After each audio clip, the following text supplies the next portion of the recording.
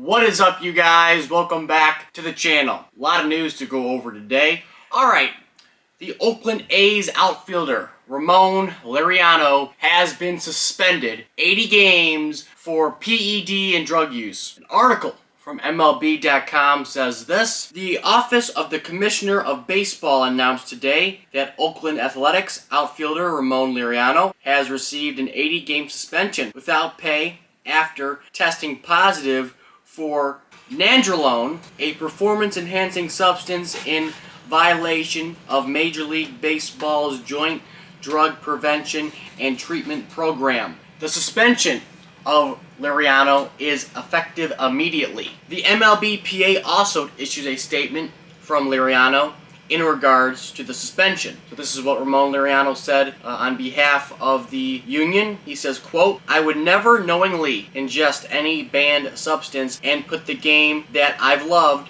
all my life at risk. When I found out that I tested positive for nandrolone, I was shocked. I take great care of my body and have an extremely regimented diet. Based on the minuscule amount that was briefly in my body, I've learned that it is likely that it was a contamination of something I ingested. I've been educated about PEDs through the RBI program and baseball factory while growing up. I know I don't need any of that to perform on the baseball field. All my athletic success has come from my hard work, focus, and dedication to the game." He goes on to say, "I'd like to apologize for the distraction that this might have caused my teammates, Billy Beane, David Force, and the entire Oakland organization, community, and fan base. I am devastated. Anyone who truly knows me as a person knows how much I love the game and that I would never intentionally, keyword there, do something like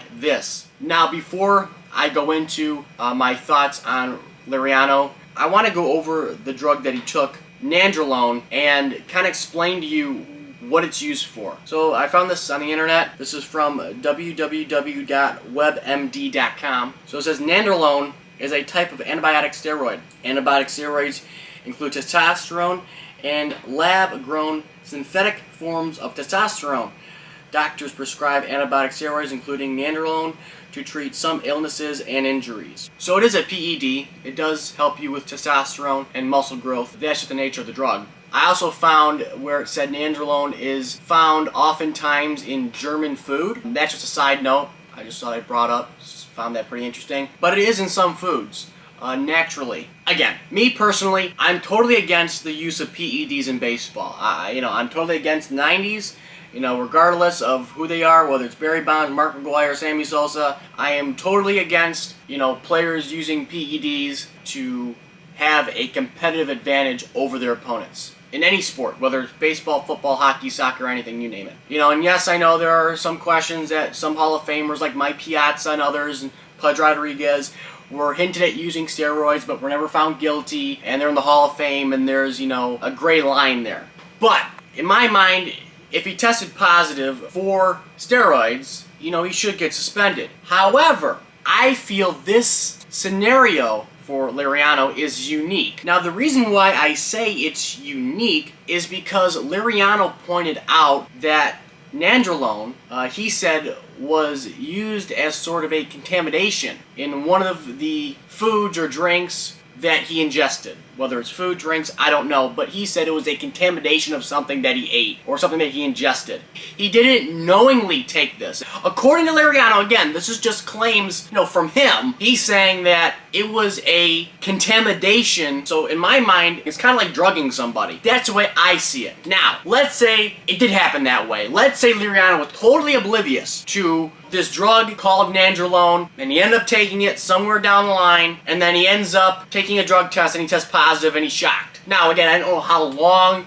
the drug stays in the human body system, particularly this drug. I don't know that. I'm not a doctor. I'm not a pharmacist. I don't know. But let's just say that happened, okay? And he didn't know that this drug was in his food or his drink, and he consumed it. In my opinion, there should be an investigation. Now, it might be hard to figure out, who drugged who. Was there really someone out for him, Did he go to a club and someone knew who he was and didn't like him? I don't know. Could that have happened? It could, but the odds aren't that likely. but it could. So let's say it did happen that way. Someone put something in something that he ingested, and it was an illegal drug, and the person who did it knew it to get him in trouble. Let's say that happens, right? In my opinion, there should be no suspension handed down. I think there should be some type of investigation on MLB's part to try to find and trace back how and when did Laureano ingest this drug. I don't think there should be an automatic 80-game suspension if he's saying he was basically poisoned or his food was contaminated with and meddled with. That's not right if you're blaming the player for taking something and he was totally oblivious to the fact that he just consumed this drug.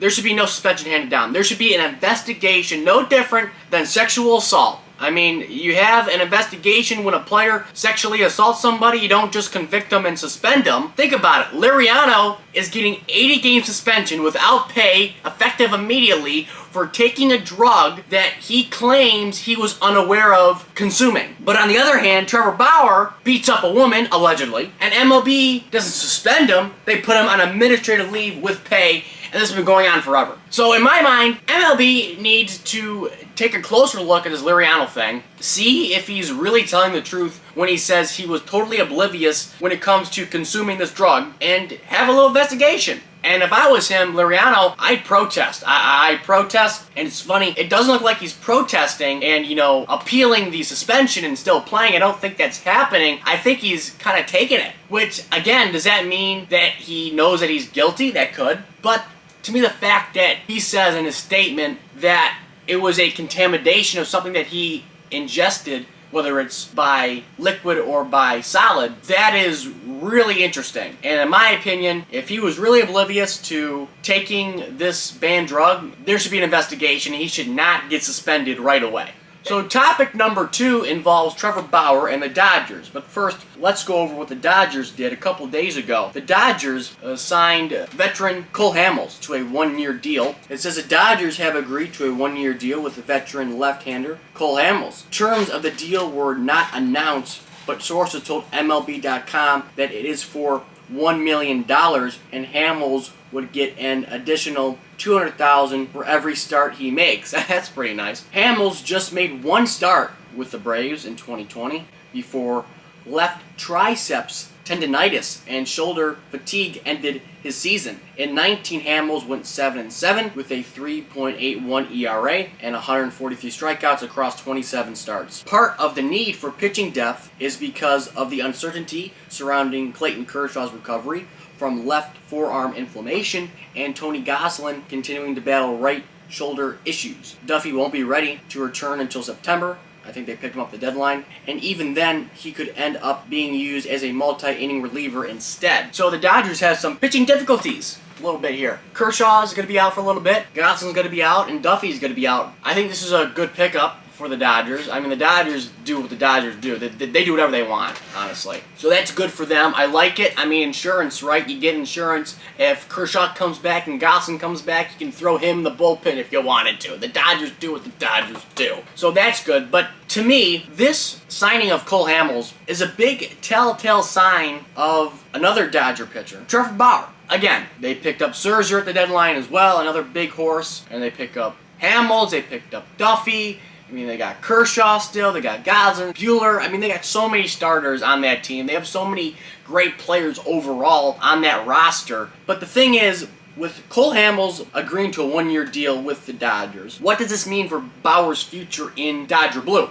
Is his time up? He could be found innocent. He could be found guilty. You don't know. But let's say he's found innocent. First of all, if he's found innocent of all charges, I say you have to bring him back. It's imperative you have to bring him back. You have to put him on the roster. You have to put him on the playoff roster if you make it. You have to. That's just the right thing to do if he's found innocent. Now, let's say the Dodgers don't want to do that, which I think they should. I think it's the right thing to do, but let's say they don't want to do that. Let's say they cut him anyways. If I was another LA team, the Angels, I'd knock on Bauer's door the minute he takes off that Dodger jersey. I'd say, hey, we got a fresh red and white one for you right here. It's called the Angels. You're still in LA, coming to the Angels. I mean, the Angels, I know they're not going to make the playoffs this year probably, It's more of a next year thing, but the Angels are so desperate for starting pitching. It shouldn't matter who they sign. They could sign a convicted felon and it wouldn't matter, okay? That's how desperate they are, and it shouldn't matter to them. Any pitcher's history, whether good, bad, or indifferent, if he can pitch, and he's okay to pitch, and he's healthy, and he's allowed to pitch,